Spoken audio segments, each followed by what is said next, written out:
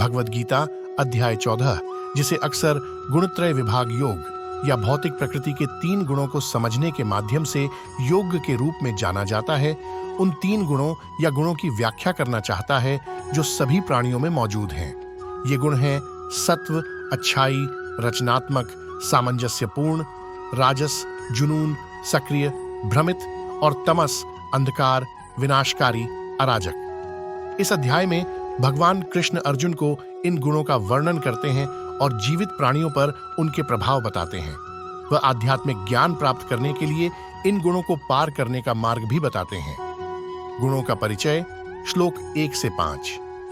कृष्ण यह समझाते हुए शुरू करते हैं कि वह स्वयं पिता हैं जो प्रकृति के गर्भ में सभी जीवित प्राणियों के लिए बीज बोते हैं। प्रकृति और पुरुष व्यक्तिगत आत्मा का संयोजन ब्रह्मांड में सभी प्राणियों को जन्म देता है। वह प्रकृति से उत्पन्न 3 गुणों का परिचय देते हैं जो आत्मा को शरीर से बांधते हैं। वे सत्व, रजस और तमस हैं। गुणों की विशेषताएं छंद 6 से 9। प्रत्येक गुण की अलग अलग विशेषताएं होती हैं। सत्व शुद्ध होकर प्रकाश करता है और दोषों से मुक्त होकर सुख और ज्ञान से बांधता है। राजस की विशेषता जुनून है, जो इच्छाओं और आसक्ति से पैदा होती है, जो आत्मा को कर्म के माध्यम से बांधती है। अज्ञान से उत्पन्न तमस व्यक्ति को लापरवाही, आलस्य और नींद से बांधता है। गुणों की परस्पर क्रिया श्लोक 10 से 13।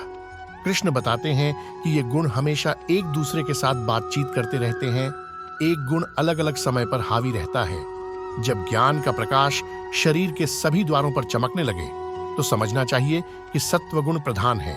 जब लोभ, सक्रियता, कार्य करना, अशांति और इच्छा उत्पन्न होती है तो रजस प्रबल होता है।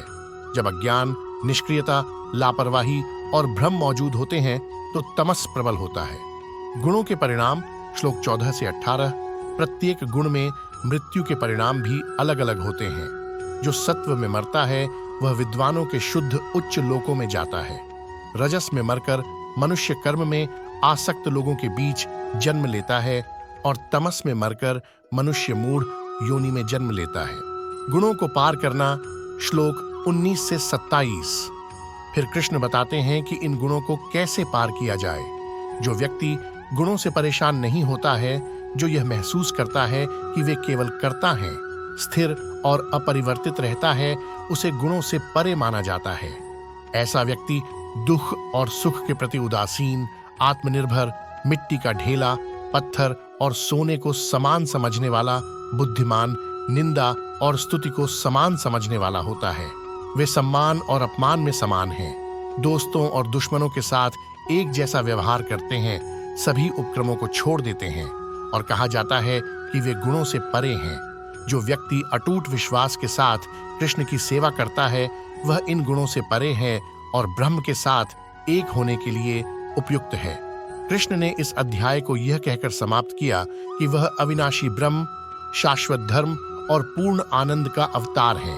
भगवद गीता का यह अध्याय प्रकृति की आंतरिक कार्य प्रणाली की गहरी समझ देता है और कैसे गुण हमारे व्यवहार, सोच और यहाँ तक कि मृत्यु के बाद हमारे अंतिम गंतव्य को भी प्रभावित करते हैं।